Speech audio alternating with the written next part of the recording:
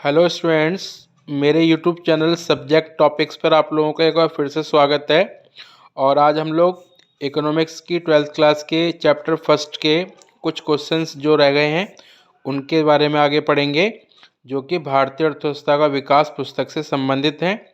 तो आज हमारा क्वेश्चन चैप्टर फर्स्ट का ही क्वेश्चन नंबर 7 से स्टार्टिंग कर रहे हैं। क्वेश्चन नंबर 7 है हमारा कि ब्रिटिश शासन के दौरान भारतीय हस्तशिल्प के पतन के क्या कारण थे, अथवा ब्रिटिश शासन के दौरान औद्योगिक क्षेत्र के पतन के कारणों को उजागर करें। तो इसका आंसर है, ब्रिटिश शासन के दौरान औद्योगिक क्षेत्र यानी हस्तशिल्प की निम्न अवस्थाओं के कई कारण से पतन हुआ, जिसमें फर्स्ट है विविध मूलक टटकर नीति। ब्रिटिश सरकार द्वारा भारत से निर्यात की जाने वाली वस्तुओं पर भारी निर्यात कर व आयातित वस्तुओं पर कम आयात कर लगाया गया, जिससे भारतीय वस्तु ब्रिटिश वस्तुओं की तुलना में महंगी होती थी व भारतीयों के विदेशों में भी मांग घट गई। तो पहला पॉइंट है विविध मूलक टटकर नीति, अर्थात निर्यात और आयात पर लगने वाले टैक्स को लेके नीति, जिसमें निर्यात पर कर ज़्यादा और आयात पर कर ना के बराबर लगाया जाता था। सेकंड पॉइंट है मशीनों से प्रतियोगिता। भारतीय वस्तुओं का निर्माण प्राप्त हाथों से किया जाता था, जिस कारण से वे वजन में भारी व महंगी होती थीं।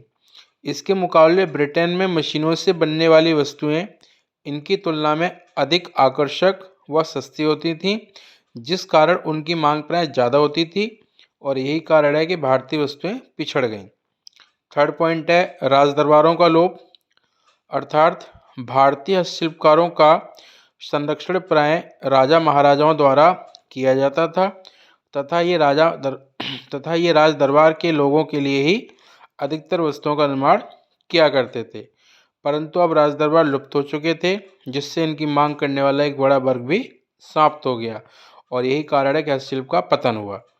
फोर्थ पॉइंट है मांग के स्वरूप में बदलाव।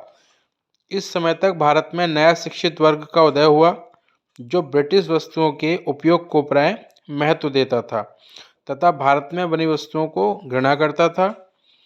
उपरोक्त सभी कारणों के कारण भारतीय शिल्प का पतन हुआ, वो उद्योग क्षेत्र भी पिछड़ गया।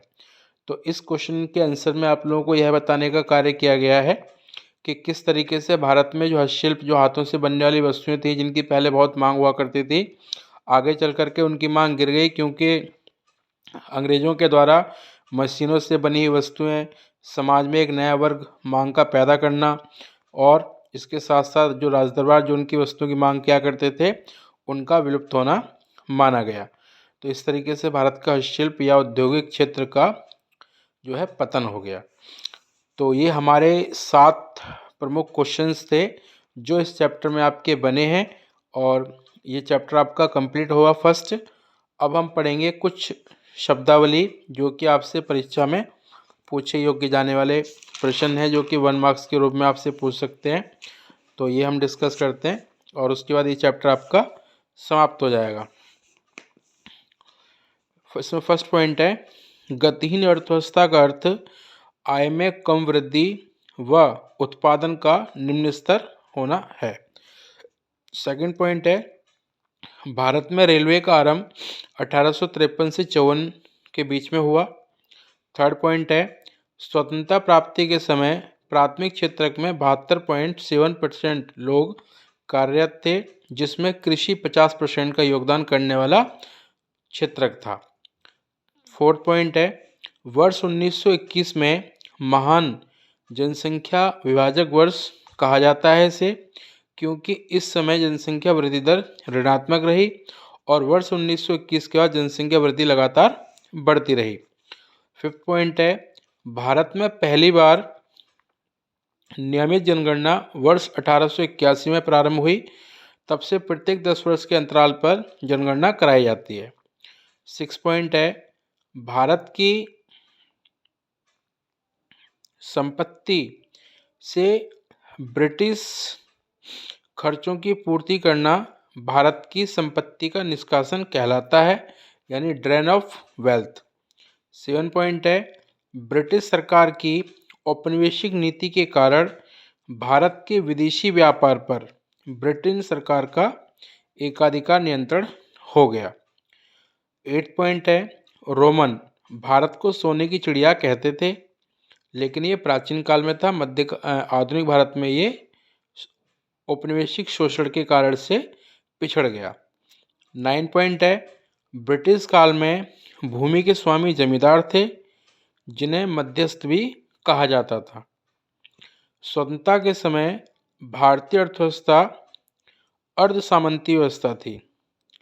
कृषि का व्यापारीकरण से अभिप्राय बाजार में बेचने वाली फसल से है। 12 पॉइंट है, 1864 में मिस्र की सुएज नहर खोली गई, जिससे यूरोपियों का भारत में आगमन और आसान हो गया। 13 पॉइंट है, देश के विभाजन के फलस्वरूप 82% जनसंख्या व 65% खाद्यान्न क्षेत्र भारत में रह गया और बाकी पाकिस्तान में चला गया। साथ ही साथ में पंजाब व सिंध का उपजाऊ क्षेत्र भी पाकिस्तान में चला गया। तो ये हमारे कुछ छोटे छोटे पॉइंट्स हैं जो कि आपसे प्राय 1 मार्क्स में पूछे जाएंगे, तो इसलिए मैंने आपको इनको अलग से लिख के दिया है।